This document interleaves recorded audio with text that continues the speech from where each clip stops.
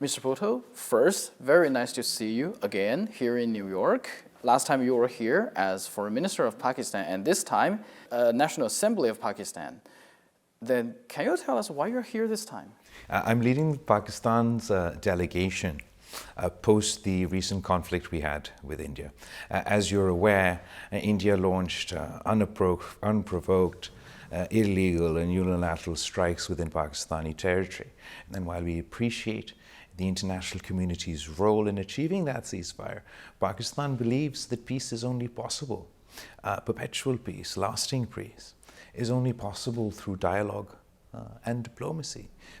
What do you think of this terrorism thing? You just said you feel it's politicized. It's been politicized. What exactly do you think?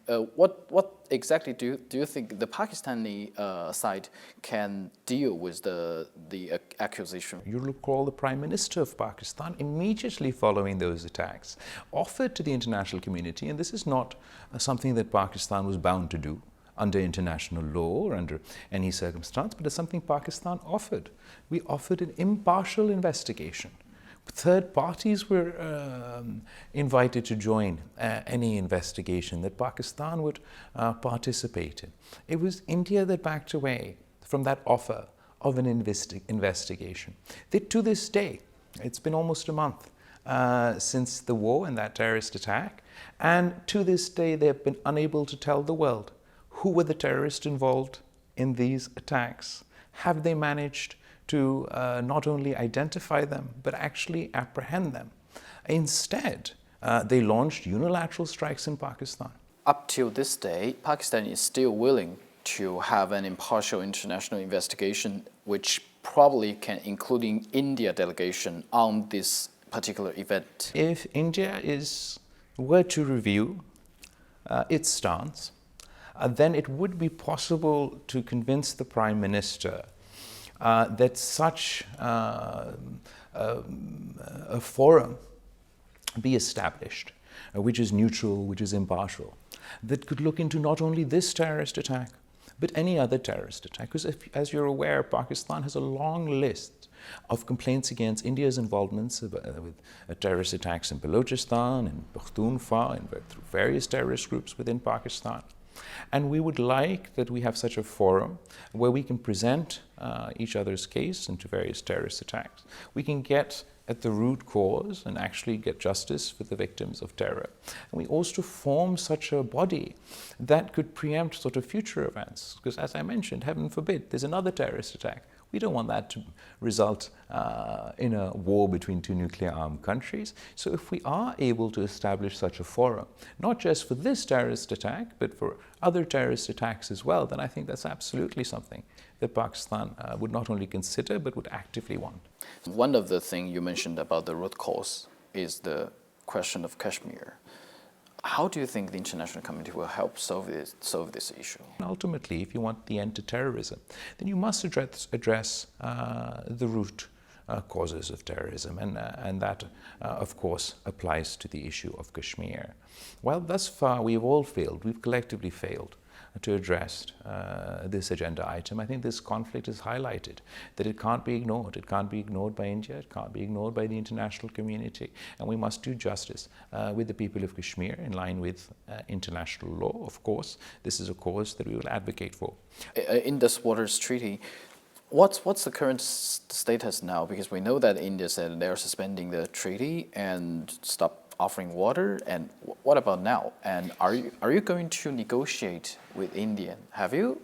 So as far as the Indus Water Treaty is concerned, according to international law, according to the Indus Water Treaty itself, there's no such thing as holding in abeyance. So the treaty is in effect, and India is in violation of this treaty and subsequently in violation of international law. We will continue to advocate for India to abide by international law, by the Indus Water Treaty. Pakistan may have its own issues with the treaty. India may have its issues with the treaty. But we can't unilaterally decide anything. We have to sit together, talk together, and reach a conclusion jointly. And then we can make any changes, if they are to be, to the Indus Water Treaty. Is that in process? That's not in process at the moment because they violated the Indus Water Treaty. But the thing that I want to sort of convey on this is that we can't leave open new wounds. And this is a very dangerous precedent that India has started. This is very interesting for many of our audience that this is the conflict that both parties claim victory. So I think that's a very good observation. This has been a post-fact disinformation age conflict. But I think the very easy answer to who won this war is who's lying to their people, whose media was lying to their people, whose government was lying to their people during the conflict, after the conflict. It took 1 month for the Indian government to admit that we downed their planes. Why were they hiding this fact from their people? Because the truth is they lost. They lost a kinetic conflict. Pakistan in self-defense, before there was any response from Pakistan's side, as our initial self-defense for their unilateral violation of our sovereignty, we downed 6 Indian jets, and they refused to admit it up until literally yesterday. So there's only one country that has been lying to their people.